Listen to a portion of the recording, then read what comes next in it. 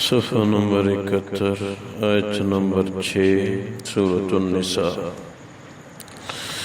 اعوذ باللہ من الشیطان الرجیم، بسم اللہ الرحمن الرحیم۔ وابتلوا اليتامى حتى إذا بلغوا النكاح فإن آنستم منهم رشدا فادفعوا إليهم أموالهم ولا تأكلوها إسرافا وبدارا أن يكبروا إلى آخر۔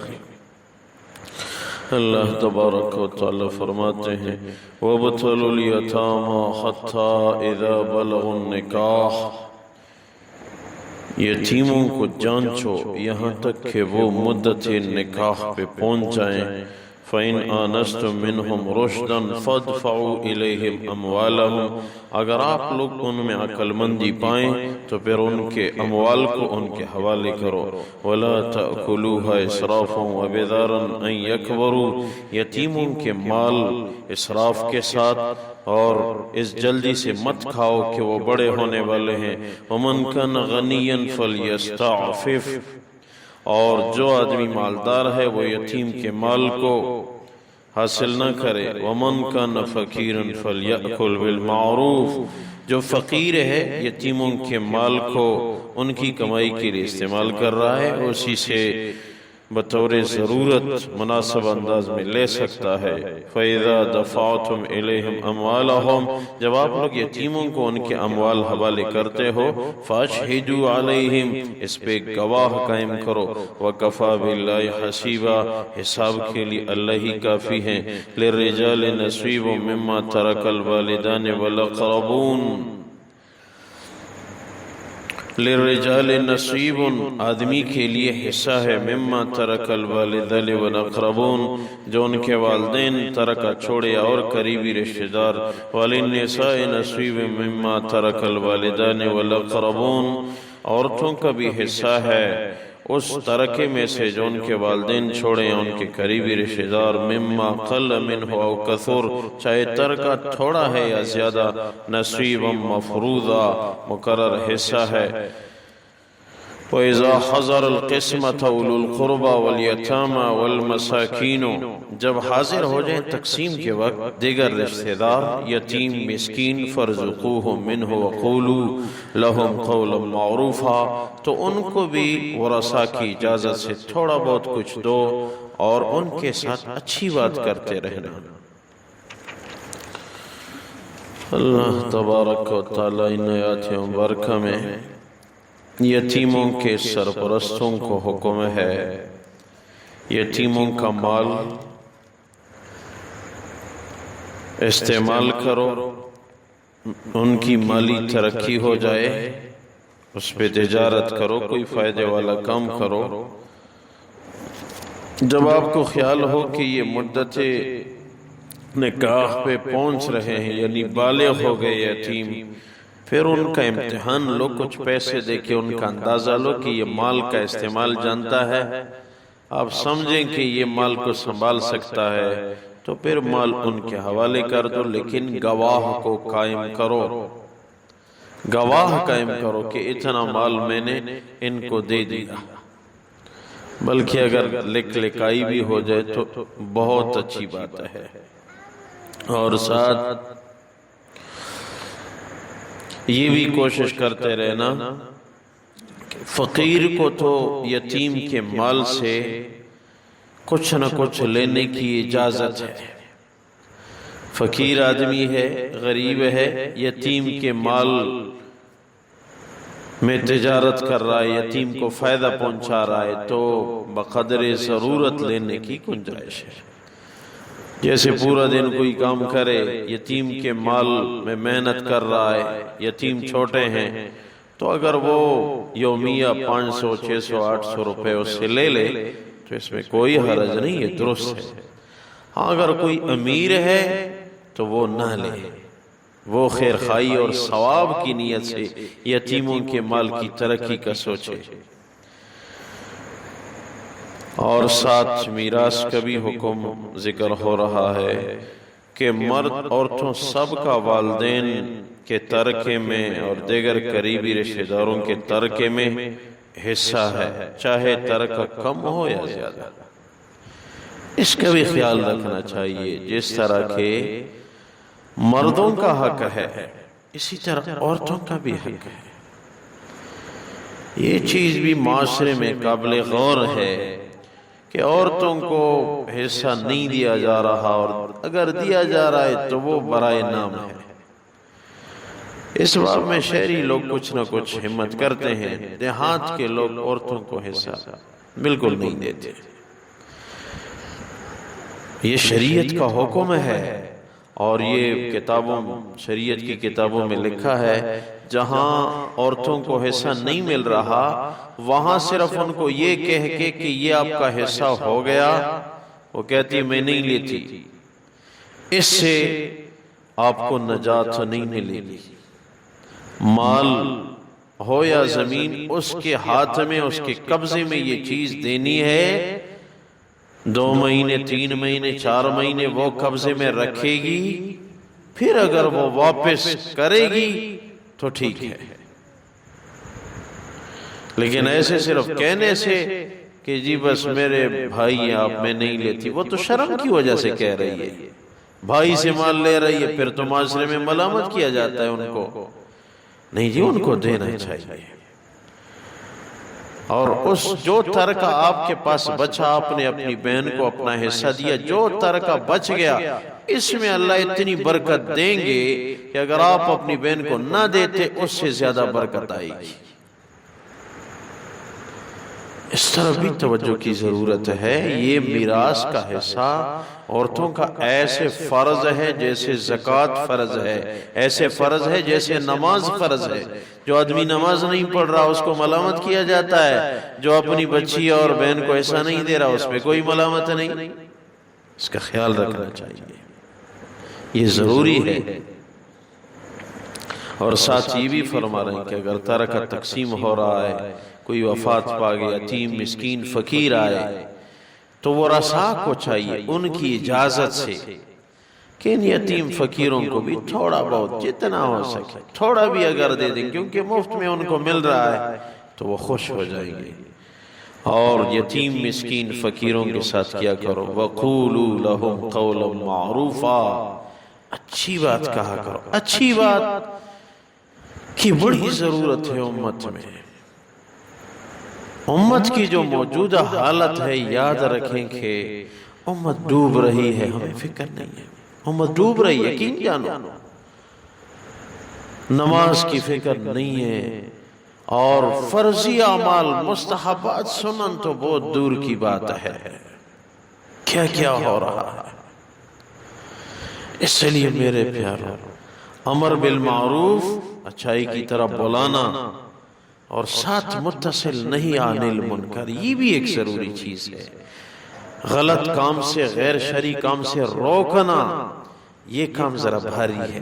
امر بالمعروف تھوڑا سا آسان ہے، اور نہیں عن المنکر یہ کام تھوڑا سا مشکل ہے۔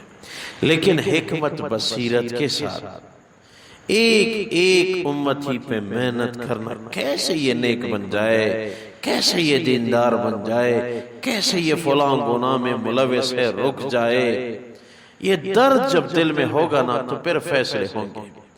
لیکن سب نے یہ فکر کرنی ہے، اس بات کی بڑی ضرورت ہے۔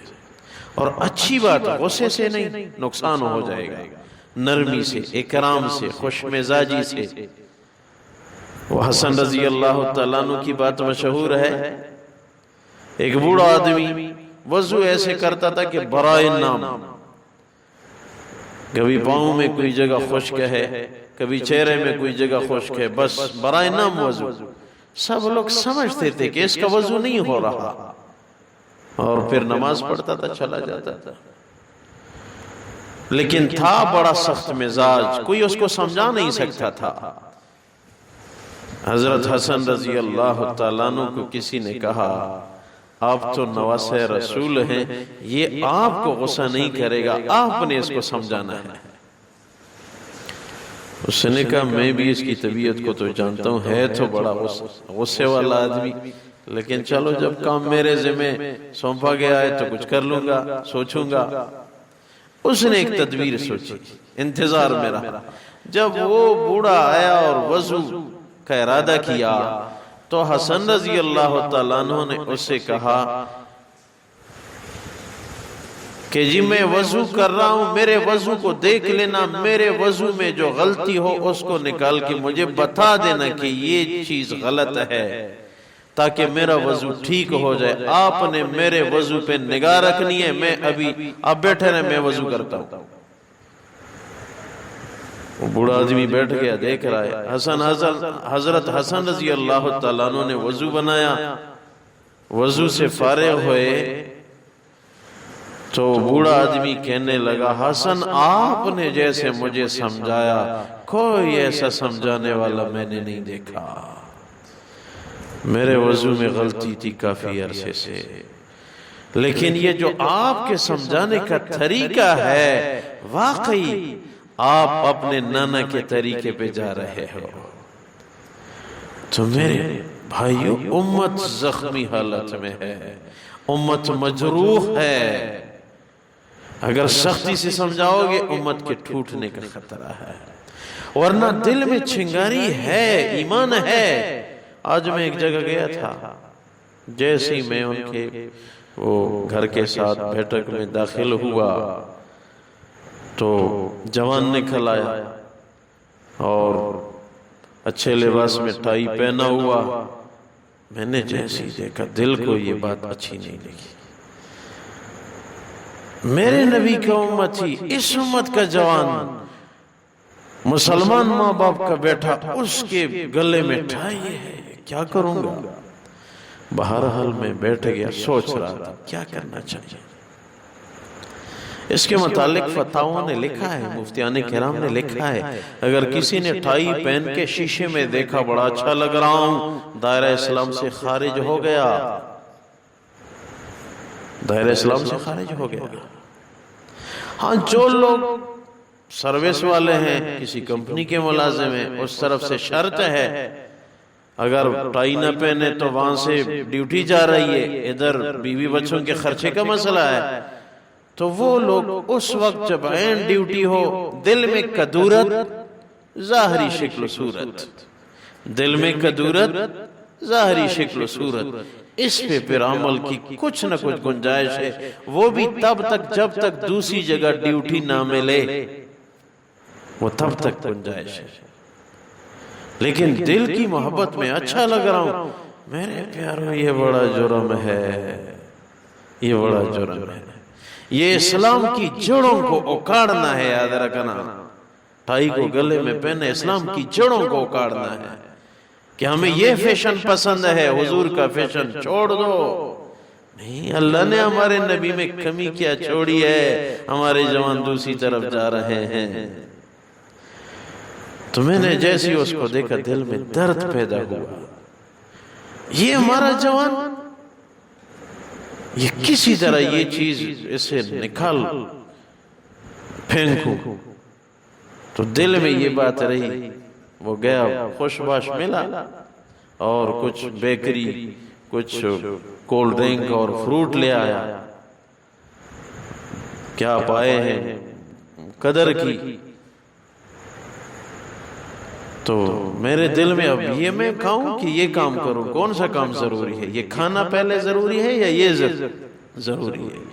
دل میں خیال ہوا یا اللہ، اگر یہ ایسے میں بات کروں، اگر اس نے ٹھائی اتار دی، یہ کھانا تب ہی اچھا ہوگا، یہ فروٹ تب میں دل سے کھاؤں گا۔ اب میں نے ان سے بات کی، یہ چیز مجھے ذرا، اگر آپ ناراض نہیں ہوتے تھے یہ مجھے دے دے۔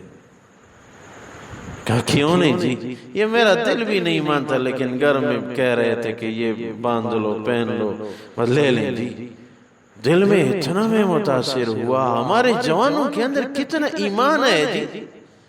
ہم سوئے ہوئے، میں نے محنت نہیں کی، مجھ سے پوچھو ہوگی اس جوان کو کبھی میں نے یہ درخواست نہیں کی، ہم تو دیکھ کے خوش ہوتے ہیں، ہونے دو جی، میرا بیٹا اچھا لگ رہا ہے، میرا بیٹا خوبصورت نظر آ رہا ہے۔ نہیں، اس جوان کے دل میں ایمان ہے، یہ محمد کا امتی ہے، یہ مومن مرد مومنہ عورت کا بیٹا ہے، اس کے دل میں ایمان ہے، یہ مانتا ہے۔ ایسے خوش باش مسکرا کے مجھے اٹھائی دے دی۔ میں نے کہا یہ مجھے دے دے، یہ میں ساتھ لے جا سکتا ہوں؟ کہتا ہے کیوں نہیں، لے جائے۔ جب میں نکل رہا تھا میں نے اس کو، دل اتنا میرا خوش ہوا، آنکھوں میں آنسو آئے، اے نبی کی ایک امتی کے گلے سے ٹھائی نکل گئی، یا اللہ کتنا اچھا کام ہوا۔ میں نے اس کو 500 روپے انعام دیا، آپ نے میری بات مانی اور خوش ہوا، اٹھائی میرے پاس، تو میں دکھا دوں میرے پاس یہ ہے، یہ دیکھ لیں، یہ بہت گندی چیز ہے، یہ بہت نقصان والی چیز ہے۔ دل میں ایمان ہے، جوان بات نہ ماننے والے نہیں ہیں، میں بات نہ کرنے والا ہوں۔ جوان ماننے والے ہیں، خوش ہوتے ہیں، ان کو اپنے نبی کی بات سناؤ فوراً کھڑا ہو جاتے ہیں، میرا نبی ہے۔ لیکن غیروں کی محنت گھر گھر میں داخل ہو چکی ہے۔ اس دن ایک ساتھی آیا، مجھے کہنے لگا ادھر قادیانیوں کی عبادت گاہ تھی، وہ جگہ ہم نے ہٹا دی، ادھر ہم مسجد بنا رہے ہیں۔ میں نے کہا یہ مسجد بناؤ، اس میں روزانہ ایک وقت میں درس دوں گا، یا قرآن یا حدیث کا درس، میرے نبی کی روح کو سکون پہنچ جائے۔ کام کی ضرورت ہے میرے پیارو، دنیا تو ضرورت ہے، یہ جسم آج ہے کل نہیں ہوگا، اب پھرتا ہے پھر مٹی میں رہے گا، وہاں یہی چیزیں کام آئیں گی۔ اٹھو، اپنی جوانوں کو اپناؤ، ان کو قرآن پہ لاؤ اور ان کو مسجد کا راستہ دکھاؤ۔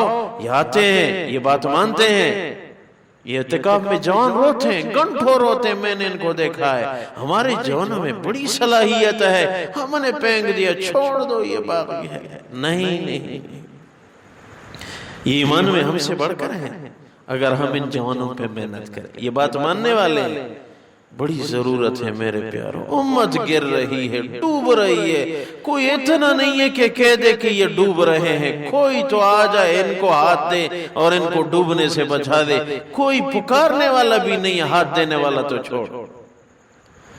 محنت کی میرے پیارو بڑی ضرورت ہے، یہ امت میرے حبیب کی ہے۔ واللہ اگر میرا نبی زندہ ہوتا، اگر ہمارے صحابہ زندہ ہوتے، یہ حالت دیکھتے، بے ہوش ہو کے گر پڑتے۔ یہ اسلام ہم نے ایسے چھوڑا تھا؟ اس پہ تو ہم نے خون بہایا ہے، اس پہ تو ہماری بیویوں کو طلاقیں دی گئی ہیں۔ اس فکر کی بڑی ضرورت ہے، بڑی ضرورت ہے۔ جوانوں اپنے نبی کی شکل کو دیکھو، اپنے نبی کی صورت کو دیکھو۔ قیامت میں کہاں جاؤ گے؟ نبی کے پاس جاؤ گے، مجھے گلاس حوض کوثر دو تاکہ میں جنت میں داخل ہو جاؤں۔ ہم کہاں جائیں گے قیامت میں؟ یہ غیر تو بے وفا ہیں، ان کی تو کوئی حقیقت نہیں، یہ تو دوزخ کا راستہ ہے۔ اللہ تبارک و تعالی اسی کا تذکرہ فرماتے ہیں کہ نرمی سے بات کرنا، وَابْتَلُوا الْيَتَامَى حَتَّى إِذَا بَلَغُوا النِّكَاحَ، یتیموں کو جانچو یہاں تک کہ وہ مدت نکاح پہ پہنچیں۔ فَإِنْ آنَسْتُم مِّنْهُمْ رُشْدًا فَادْفَعُوا إِلَيْهِمْ أَمْوَالَهُمْ، اگر آپ لوگ ان میں عقل مندی پائیں تو ان کو ان کے اموال حوالے کرو۔ وَلَا تَأْكُلُوهَا إِسْرَافًا وَبِدَارًا، اور ان کے مال مت کھاؤ تجاوز کے ساتھ اور جلدی کے ساتھ، ان یکبروا، اس خوف سے کہ وہ بڑے ہونے والے ہیں پھر مال ہمیں نہیں دیں گے۔ ومن کان غنیا فلیستعفف ومن کان فقیرا فلیأکل بالمعروف، جو مالدار ہے وہ یتیم کے مال کو ہاتھ نہ لگائے، جو فقیر ہے اور اس میں محنت کر رہے بقدر ضرورت لے اور کھائے۔